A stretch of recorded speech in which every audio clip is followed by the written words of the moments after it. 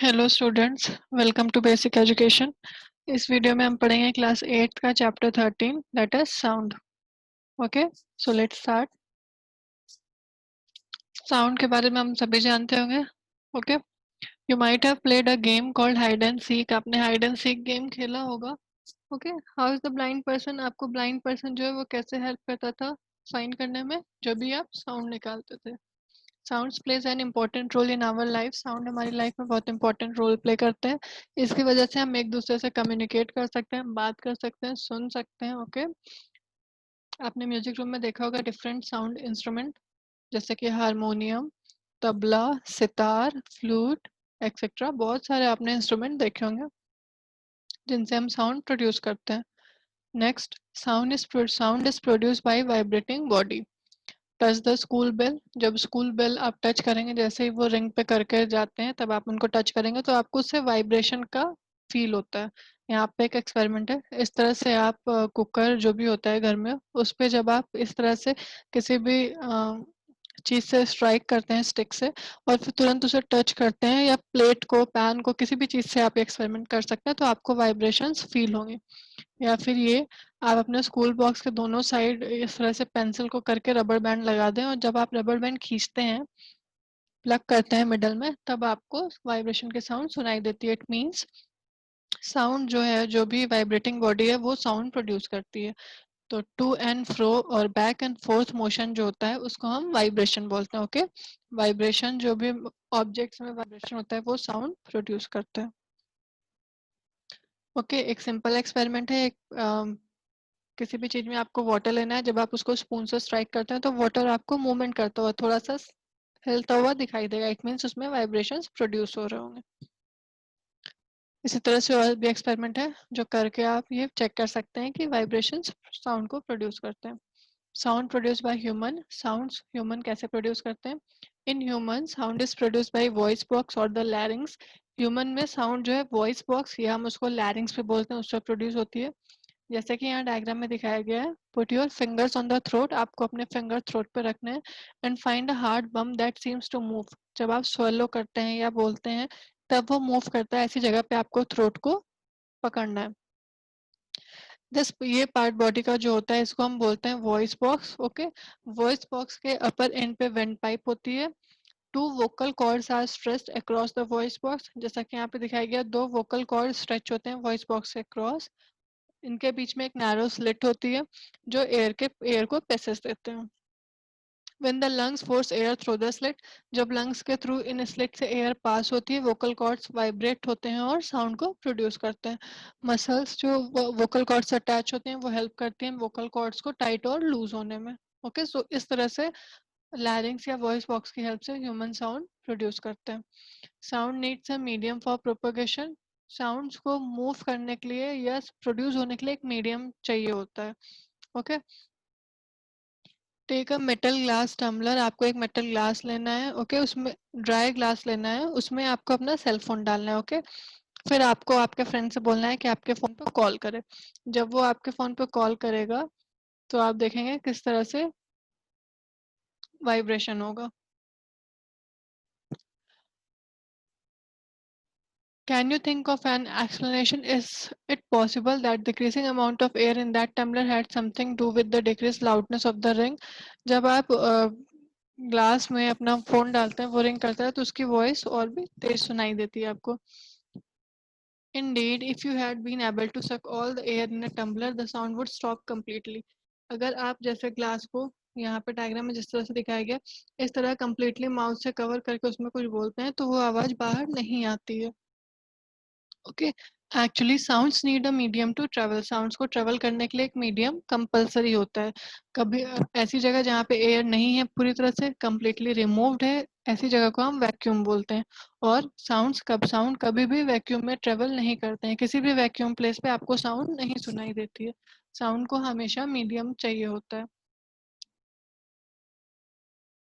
यहाँ पे देखिए, एक टेबल है, इस साइड एक स्टूडेंट है और इधर एक ईयर, कान लगा के सुन रहा है।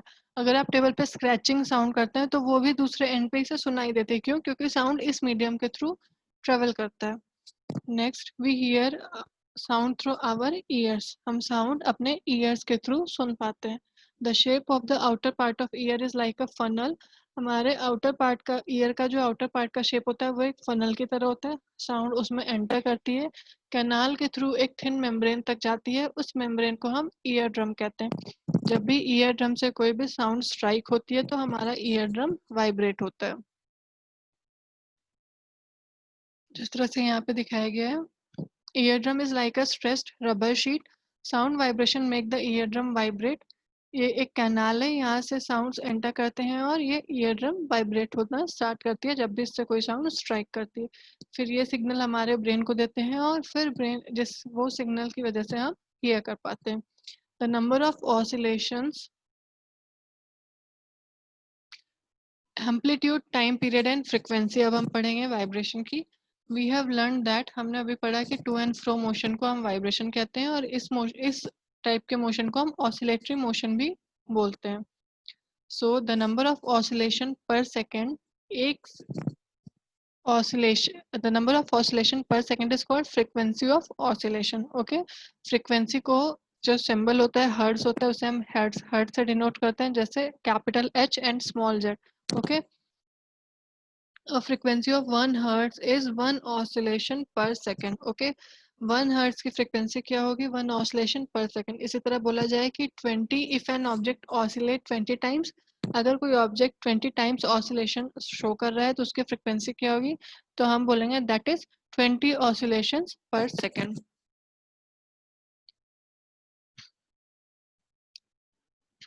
The sound must be different, जो भी साउंड हम सुनते हैं वो डिफरेंट डिफरेंट होती है, जिनकी हेल्प से हम उन्हें रिकॉग्नाइज कर पाते हैं। ओके, एम्पलीट्यूड एंड फ्रिक्वेंसी दो इंपॉर्टेंट फैक्टर होते हैं साउंड के, जिनके बारे में अब हम पढ़ेंगे। Loudness and pitch.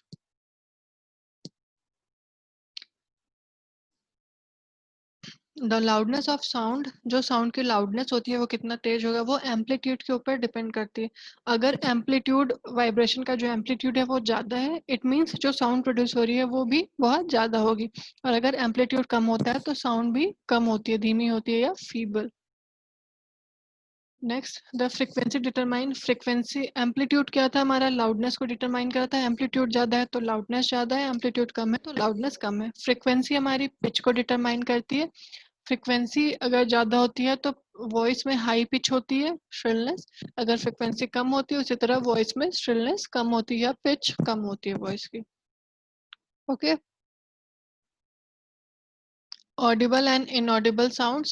The fact is that sounds of frequency less than 20 vibration per second, जो भी sound 20 vibration per second means 20 hertz से कम होती है उन्हें हम नहीं सुन सकते हैं, ऐसी sounds को हम inaudible बोलते हैं।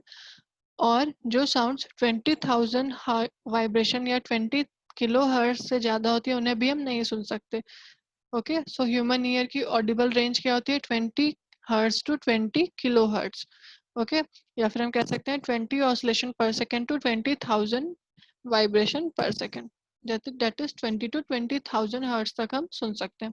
20 हर्ट्ज के बिलो हम नहीं सुन सकते और 20,000 हर्ट्ज के ऊपर भी हम नहीं सुन सकते। So audible range is 20 to 20,000 hertz. What is noise and music? हमें सबको पता है जो भी अनप्लीजेंट साउंड होती हैं, जो हमें सुनने में नहीं अच्छी लगती, उन्हें हम नॉइस बोलते हैं। और जो प्लीजेंट साउंड होती हैं जिनको हम सुन के इंजॉय करते हैं, रिलैक्स फील करते हैं, उन्हें हम म्यूजिकल साउंड या म्यूजिक बोलते हैं। Okay, noise pollution, noise pollution बहुत ज़्यादा इन्वायरमेंट में बढ़ता जा रहा है। जो भी एक्सेसिव अनवांटेड साउंड हमारे इन्वायरमेंट में प्रेजेंट होता है उसको हम नॉइस पोल्यूशन कहते हैं, जो crackers, machines, loud speaker, vehicle, इन सब की वजह से बहुत ही ज़्यादा इंक्रीज होता जा रहा है इन्वायरमेंट में। Measure to limit noise pollution, noise pollution को हमें कैसे कम से कम करना चाहिए? फॉर एग्जांपल, जो एयरक्राफ्ट्स इंजीनियर्स, इंजन्स होते हैं, ट्रांसपोर्ट व्हीकल होते हैं, इंडस्ट्रियल मशीन्स होते हैं, उसमें साइलेंसिंग डिवाइस हम लगा सकते हैं जिसकी वजह से नॉइस पोल्यूशन कम हो सकता है। Okay, use of horns that are in automobiles should be minimize, horns का यूज हम मिनिमाइज कर सकते हैं, अननेसेसरी हॉर्न ना यूज करके हम नॉइस पोल्यूशन को कम कर सकते हैं। ओके, सो होप आप सभी को चैप्टर समझ में आएगा। व्हाट इज लाउडनेस और एम्पलीट्यूड किस तरह से रिलेटेड है, फ्रीक्वेंसी और पिच किस तरह से रिलेटेड है, what is oscillation and oscillatory motion, what is vibration, human कैसे सुन सकते हैं with the help of ear, हम कैसे बोलते हैं with the help of our voice box और लैरिंग्स। सो होप आप सभी को चैप्टर समझ में आया होगा। Thank you students.